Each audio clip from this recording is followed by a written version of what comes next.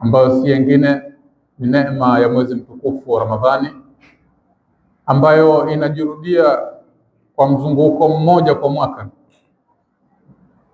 Kwa lugha nyingine, neema hii inapopita huwa haujui kama utakutana nayo tena mbele, kwa sababu umri wa binadamu na maisha yake yako mikononi mwa Mwenyezi Mungu Subhanahu wa Ta'ala.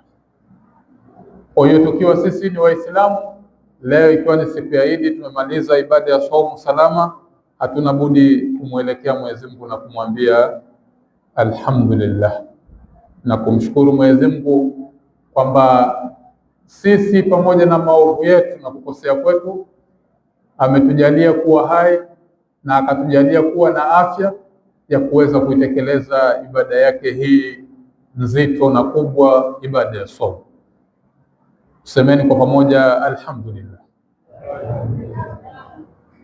Mwenyezi Mungu katika ibada hii alikuwa na mengi aliyotuandalia ndani yake, na kama kawaida binadamu neema inapomtoka ndio huanza kufanya nini? Kuikumbuka neema ile, neema ya afya, neema ya ubarobaro, neema ya uhai. Mara nyingi ni vitu sisi hatuvioni. Ukiwa mzee sasa ndio unaanza kukumbuka, kuna wakati nilikuwa nani, nilikuwa kijana, nilikuwa naweza kufanya hivi, nilikuwa naweza kukimbia pale, lakini wakati umefanya nini? Umeshapita. Ukiwa na afya huwa hauikumbuki neema ile. Ukiwa mgonjwa unaanza kukumbuka, jana na juzi nilikuwa na uwezo wa kunyenyuka kwenda pale, sasa hii siwezi tena.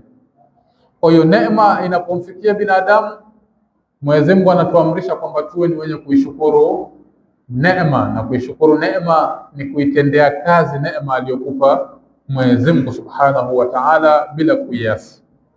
Ukiiasi neema huwa umeikufuru neema ile, na Mwenyezi Mungu kwa ukarimu wake anasema wala in shakartum la azidannakum. Kimshukuru Mwenyezi Mungu anafanyaje? Anakuongezea.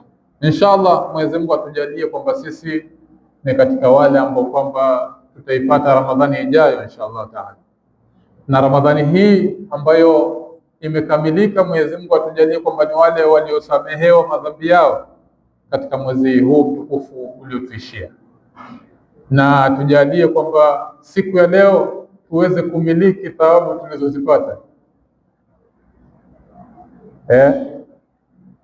Thawabu tulizozichuma kwa siku 30 inshallah Taala, Mwenyezi Mungu atubakishie zisiishe leo.